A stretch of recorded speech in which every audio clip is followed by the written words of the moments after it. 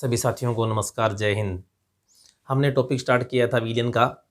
और विलियन में क्या था, विलियन में हमने विलियन के बारे में पढ़ा, 9 टाइप के विलियंस, उनकी कॉन्सेंट्रेशन के बारे में।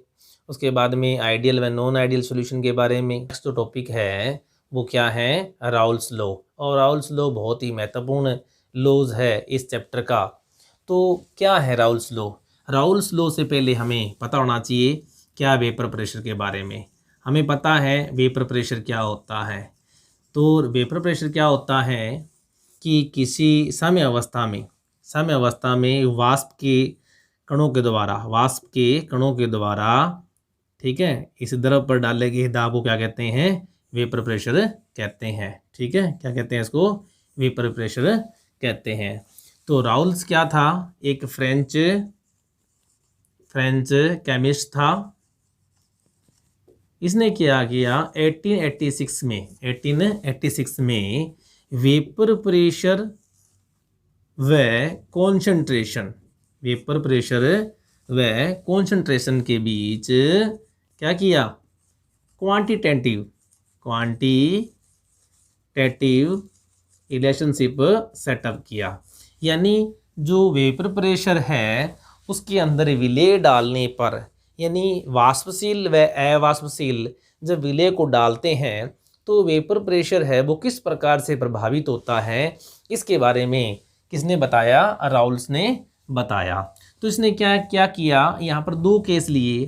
पहला केस तो ये था कि हमारे पास में कोई विलियन है और उस विलियन में क्या होते हैं, 2 घटक होते हैं। विलियन में कितने घटक होते हैं, 2 घटक होते हैं। जिसमें क्या है, एक क्या है सोल्यूट और एक क्या है अपने पास में सॉल्वेंट। एक क्या है सॉल्वेंट, और दोनों के दोनों क्या हो, वाष्पशील हो। दोनों क्या हो, वाष्पशील हो। और दोनों जब वाष्पशील हैं वो केस हो गया। और दूसरा केस क्या है, एक वाष्पशील हो एक अवाष्पशील हो। यानी हम कह सकते हैं सोल्यूट है वो क्या हो, अवाष्पशील। सोल्यूट क्या हो, अवाष्पशील। जबकि सॉल्वेंट क्या होगा, सॉल्वेंट क्या है, वाष्पशील। सॉल्वेंट क्या है यहाँ पर है, वाष्पशील।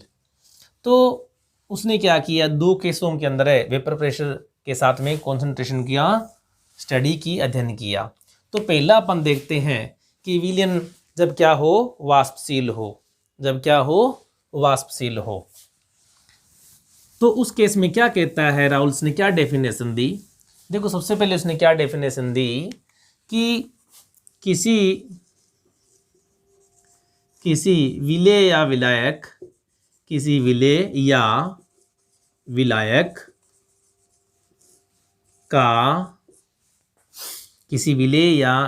का आंशिक दाब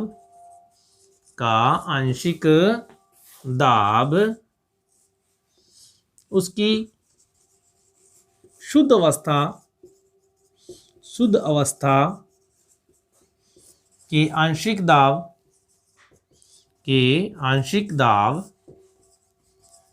व उसकी मोल भिन्न का गुणज होता है। क्या होता है, गुणज होता है, यानी मल्टीप्लाई होता है। यानी क्या कहा उसने, उसके अनुसार किसी विलेय या विलायक का आंशिक दाब उसकी शुद्ध अवस्था के आंशिक दाब का वह उसकी मोल भिन्न का क्या होता है, गुणज होता है। मान ले अपने पास में, माना कि हमारे पास में क्या 2 कंपोनेंट है, 2 घटक हैं, यानी कंपोनेंट हैं ए व बी, जिनके आंशिक दाब क्या है, आंशिक दाब क्रमश क्या है, शुद्ध अवस्था में। यानी शुद्ध अवस्था में क्या है, आंशिक दाब क्या है इनके, शुद्ध अवस्था में आंशिक दाब क्रमश PA0 व PB0 है, ऐसे लिखते हैं हम। तथा इनकी मोल भिन्न, और मोल भिन्न क्या है, मोल भिन्न यानी मोल फ्रैक्शन क्या है इनका। मान ले XA वह क्या है, XB है। तो राउल्स के रूल के अनुसार, तो according to Raoult's law, according to Raoult's law के अनुसार क्या होगा, इसका आंशिक दाब यानी ए घटक का आंशिक दाब क्या होगा, तो उसके शुद्ध अवस्था में आंशिक दाब मोल भिन्न के गुणज के बराबर होगा। इसी प्रकार से ये अपने पास में क्वेश्चन नंबर क्या आ जाएगी, फर्स्ट। इसी प्रकार से दूसरे घटक की बात करें हम, तो उसका आंशिक दाब क्या आ जाएगा, उसकी शुद्ध अवस्था का आंशिक दाब और उसकी मोल भिन्न के गुणज के बराबर होगा। इसे हम लिख देते हैं क्वेश्चन नंबर सेकंड लिख देते हैं। हम जानते हैं वी नो, यानी हम जानते हैं वी नो कि कुल जो दाब होता है, टोटल जो प्रेशर होता है, टोटल प्रेशर जो होता है वो क्या होता है, टोटल प्रेशर जो P है वो क्या होता है, आंशिक दाब A व आंशिक दाब B दोनों का क्या होता है, योग होता है। इक्वेशन क्या बन जाएगी, ये थर्ड बन जाएगी।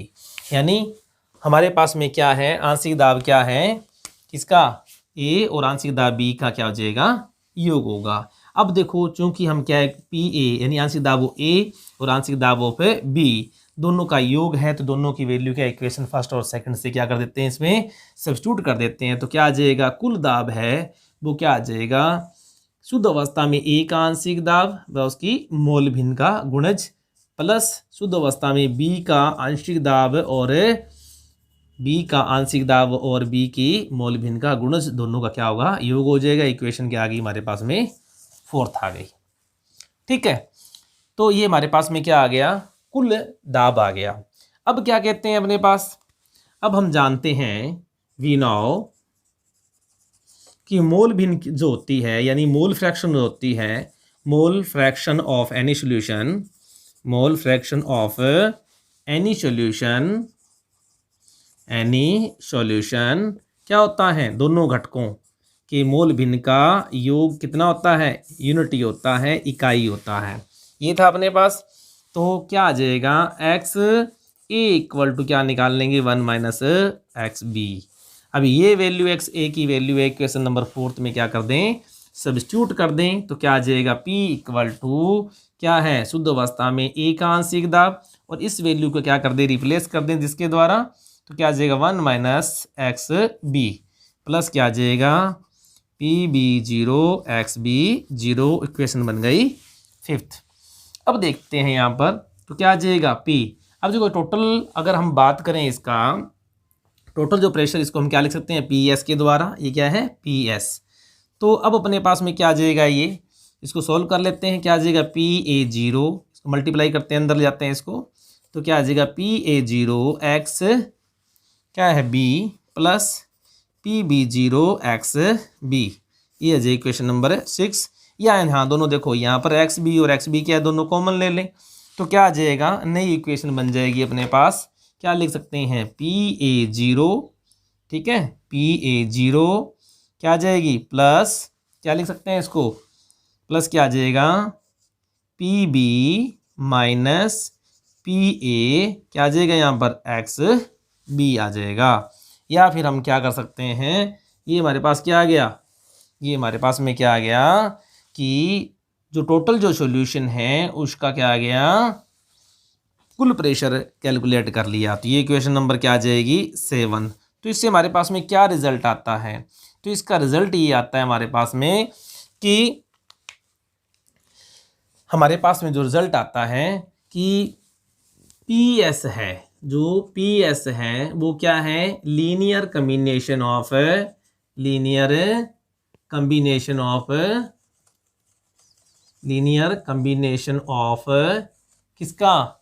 किसका आ जाएगा हमारे पास में, मोल भिन्न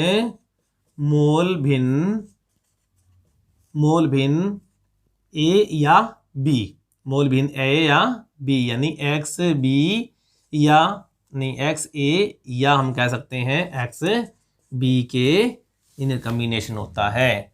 क्योंकि हम जानते हैं आंशिक दाब A और आंशिक दाब B कांस्टेंट टेम्परेचर पर क्या रहते हैं, ये कांस्टेंट होते हैं।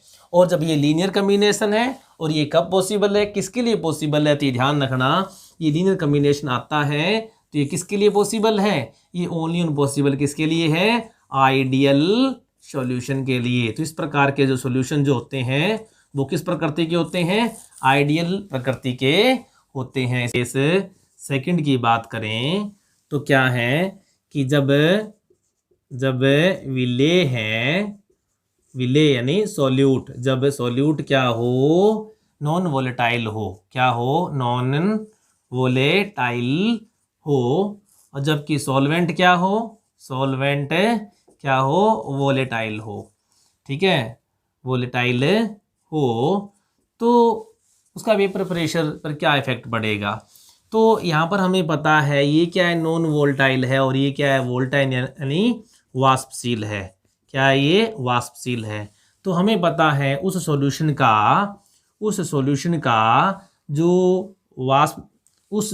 का जो वाष्प दाब है वो किस पे डिपेंड करेगा, ओनली ऑन ए सोलवेंट पर।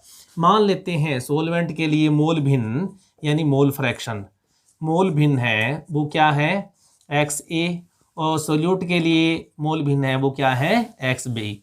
जबकि अगर हम सोलवेंट के लिए देखें शुद्ध अवस्था में, किस अवस्था में, उसकी प्योर फॉर्म में, यानी शुद्ध अवस्था में जो आंशिक दाब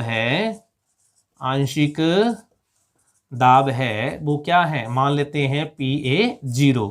तो क्या होगा, तो वेपर प्रेशर क्या होगा विलयन के लिए, वो डिपेंड किस पर करेगा, विलायक पर। तो क्या आ जाएगा, शुद्ध अवस्था में विलायक के आंशिक दाब और उसकी मोल भिन्न के बराबर होगा, यानी गुणज के बराबर होगा। तो इक्वेशन क्या बन जाएगी, 1 बन जाएगी। हम जानते हैं, हम जानते हैं कि मोल भिन्न है किसी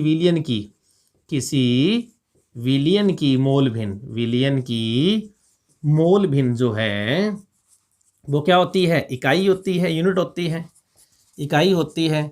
तो उसके अनुसार क्या आ जाएगा, XA plus XB equal to क्या, 1, या XA इक्वल टू 1 माइनस क्या आ जाएगा, XB। और ये वैल्यू सब्स्टिट्यूट कर देते हैं इक्वेशन नंबर फर्स्ट में।